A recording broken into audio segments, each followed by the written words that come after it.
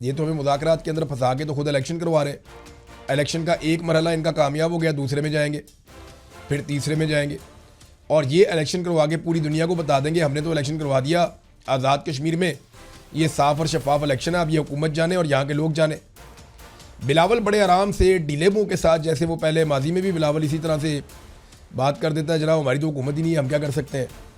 हालांकि हर चीज़ में हिस्सेदार है, सारे बजट बिलावल ने खुद पास करवाए हैं बैठ के, हर चीज़ में सहूलतकारी की है एस्टेब्लिशमेंट की, और हुकूमत गिराने से लेके हुकूमत बनाने तक और तब से लेके आज तक बिलावल जरदारी और आसिफ जरदारी ये हर जुर्म के अंदर साथी हैं मौजूदा सरकार के और एस्टेब्लिशमेंट के। लेकिन क्योंकि इन्हें 2/3 अक्सरियत नहीं मिलेगी तो बिलावल कहेगा जी अगर मुझे 2/3 अक्सरियत मिल जाती तो मैं जॉइंट अवामी एक्शन कमेटी के मुतालबात तस्लीम करने के काबिल होता, लिहाजा मुझे नहीं मिली तो मैं नहीं कर सकता। PMLN कहेगी हमें भी नहीं मिली, हम भी नहीं कर सकते। तो एक जॉइंट किस्म की मिला जुला के एक सरकार बना दी जाए वहाँ पे, ताकि ना होगा बांस और ना बजेगी बांसुरी। ये था इनका पूरा प्लान एक्सपोज हो गया। जॉइंट अवामी एक्शन कमेटी ने बड़े सख्त मुतालबात सामने रख दिए कि जनाब बताएं अब क्या कहते हैं, और फिर वो मुतालबात नहीं माने गए। तो अब ऐलान हो गया है कि 26 तारीख को यानी आज के दिन मीरपुर से रावलाकोट तक लॉन्ग मार्च जाएगा। अब कल जो है वो इलेक्शन है, आज अगर मारधाड़ होती है, लड़ाई झगड़ा होता है, रुकावटें डाली जाती हैं तो सुबह इलेक्शन कैसे होगा। फर्ज करें मीरपुर से हज़ारों लोग निकल कर जाना चाहते हैं रावलाकोट, तो उनको तो रोका जाएगा सिक्योरिटी फोर्सेस की जानिब से। फोर्सेस रोकेंगी तो प्रॉब्लम क्रिएट होगी, जब प्रॉब्लम क्रिएट होगी तो पूरी दुनिया में इमेज जाएगा कि जनाब यहाँ पे इलेक्शन हो रहा है, लड़ाई हो रही है, ये क्या हो रहा है। और अगर नहीं रोकेंगे तो बहुत बड़ी तादाद में लोग रावलाकोट में इकट्ठे हो जाएंगे और फिर मुजफ्फराबाद की तरफ बढ़ेंगे। तो सिक्योरिटी फोर्सेज तो सारी मीरपुर में लगाई हुई है। अब ये बहुत बड़ा पंगा पड़ गया है, क्योंकि जॉइंट अवामी एक्शन कमेटी के पास भी कोई और रास्ता बचा नहीं था, उनके पास ये आखिरी रास्ता था।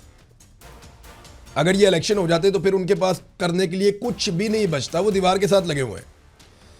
फिर तो उनकी दुर्गत बननी थी और उनको निशाने इबरत बनाया जाना था। बहरहाल अब उन्होंने कह दिया जनाब कि हम 26 तारीख को निकलेंगे मीरपुर से रावलाकोट और 27 जुलाई को निकलेंगे रावलाकोट से मुजफ्फराबाद। अब ये इस वक्त एस्टेब्लिशमेंट ने सोचना है कि इस मामले को हल कैसे करना है।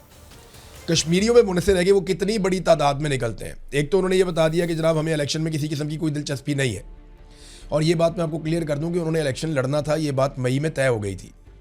हुकूमत के साथ जब वो मुज़ाकरात कर रहे थे तो तय हो गया था कि ये तंजीम इलेक्शन में जाएगी, इलेक्शन लड़ेगी।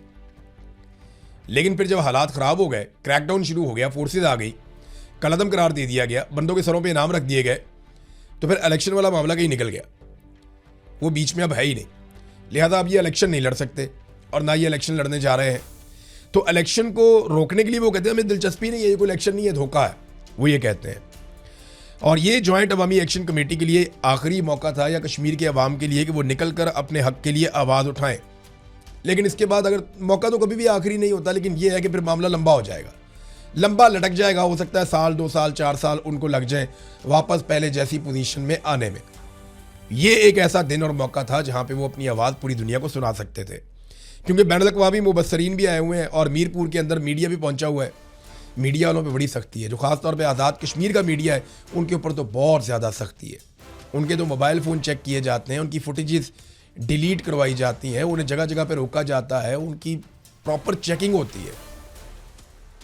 मीडिया को हरासा भी किया जाता है, खौफजदा किया जाता है कि खबर अगर हमारी मर्ज़ी के खिलाफ दोगे तो फिर हम अपनी मर्ज़ी करेंगे तुम्हारे साथ, या तो बंदे अगवा कर लेते हैं, गायब कर लेते हैं। तो ये आप देखिएगा कि जो लोग अभी आप देख रहे थे ना, कल तक दुबले हुए जा रहे थे भारतीय नौजवानों के दुख में और दर्द में, कि जनाब भारत की हुकूमत भारतीय नौजवानों पे कितना जुल्म कर रही है, कितना जबर कर रही है, कितनी जालिम और बदमाश हुकूमत है, ये बातें कर रहे थे बहुत सारे टाउट्स कल तक। अब आप देखिएगा जब आज से आज़ाद कश्मीर के शहरियों को मारना शुरू करेगी सरकार, उन पे जुल्म और जबर के बाजार गर्म किए जाएंगे जो नॉर्मली किए जाते हैं, तो इन टाउटों की ज़बानें बंद हो जाएंगी। ना ये जुल्म और बर्बरियत के ऊपर बोलेंगे, ना ये उसको देखेंगे, बल्कि जो जुल्म होगा आज़ाद कश्मीर में ये उसको जवाब फराम करेंगे। जनाब ये बहुत ज़रूरी है, अगर ये जुल्म ना किया गया तो पता नहीं पाकिस्तान टूट जाएगा। ये ऐसे बेशर्म लोग हैं और आप ये बेशर्मियाँ आज के दिन से बड़े गौर से देख सकते हैं। बहुत सारे ऐसे लोग जो खबरें दे रहे थे ना, जेनजी का एहतजाज, भारत में ये हो गया, इंडियन हुकूमत ने ये कर दिया, वो कर दिया। अब जब नौजवान वहाँ पे जीत गए, जब वहाँ पे जमहूरियत जीत गई, जब नरेंद्र मोदी की सरकार ने गोली चलाने से इनकार कर दिया, जब उन्होंने चादर और चार दीवारी का तकद्दुस पामाल नहीं किया पाकिस्तान की तरह, जब उन्होंने खवातीन को अगवा नहीं किया पाकिस्तान की तरह, जब उन्होंने बहू बेटियों पे हाथ नहीं डाला पाकिस्तान की तरह, जैसे एहतजाज करने वाले पाकिस्तानियों पे बहू बेटियों पे हाथ डाला गया, जब उन्होंने बच्चों के ऊपर हाथ नहीं डाला पाकिस्तान की तरह, जब उन्होंने चादर और चार दीवारी का तकद्दुस पामाल नहीं किया, जबरी तौर पे गुमशुदगियां नहीं की जैसी पाकिस्तान के अंदर की गई एक पॉलिटिकल मूवमेंट को कुचलने के लिए बार बार, तो उन्होंने जब ये सब कुछ नहीं किया और उन्होंने नौजवानों को उनका हक दे दिया और वजीर से इस्तीफा ले लिया, तो पाकिस्तान में बहुत सारे चेहरे लटक गए, बहुत सारे मुंह लटके हुए हैं कि ये क्या हो गया, भारत में जमहूरियत जीत गई। भाई आप पाकिस्तान में भी जमहूरियत को जिता लें। अब पाकिस्तान के टाउटों की बड़ी अजीब ही सूरत हाल है। एक दिन पहले उन्हें ऑर्डर दिया गया था, जनाब भारत के खिलाफ गेम चुक के रखो। जैसे ही भारत का नौजवान जीता, उन्हें ऑर्डर दिया गया गेम नप दो, यानी अब मामला दबा दें। ऐसा ना हो कि पाकिस्तान के नौजवानों को भी शौक चढ़ जाए और यहाँ पे भी जेंजी निकल आए और निकल के वही धमाल पाकिस्तान में भी डाल दें जो भारत में डाल रहे थे। पाकिस्तानी नौजवान ज़्यादा संजीदा है, पाकिस्तानी नौजवान ज़्यादा अक्लमंद भी है, बहुत बाशऊर भी है, बहुत समझदार भी है। ऐसा नहीं है कि मैं भारतीय नौजवानों को बुरा कह रहा हूँ, ऐसा नहीं है, क्योंकि पाकिस्तानी नौजवानों ने स्ट्रगल बहुत लंबी की है, मार बहुत ज़्यादा खाई है, यहाँ पे हालात बहुत मुश्किल रहे उनके लिए।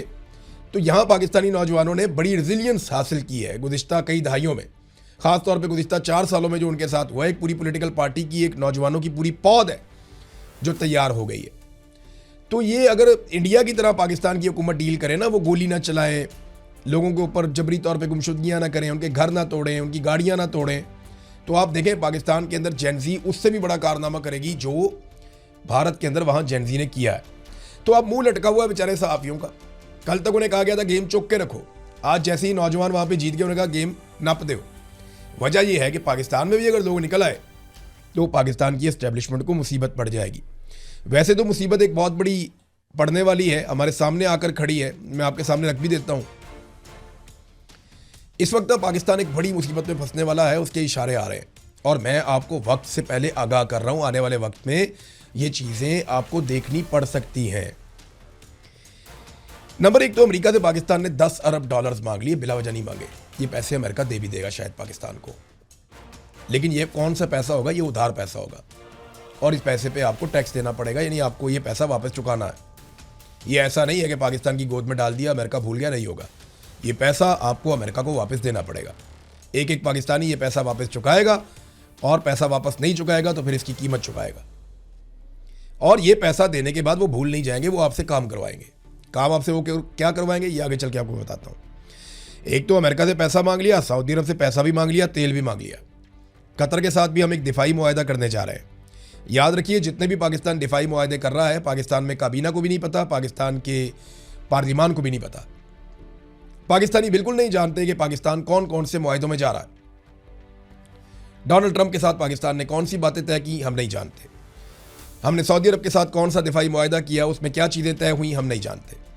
कतर के साथ हम क्या मुआहदा करने जा रहे हैं हमें बिल्कुल आइडिया नहीं है कि क्या होगा। हौसियों को पाकिस्तान ने वार्निंग दी, ये भी अब आपके सामने है। और एकदम से पाकिस्तान में टाउट्स ईरान के खिलाफ होना शुरू हो गए, ये भी आप देखते जाइए भी।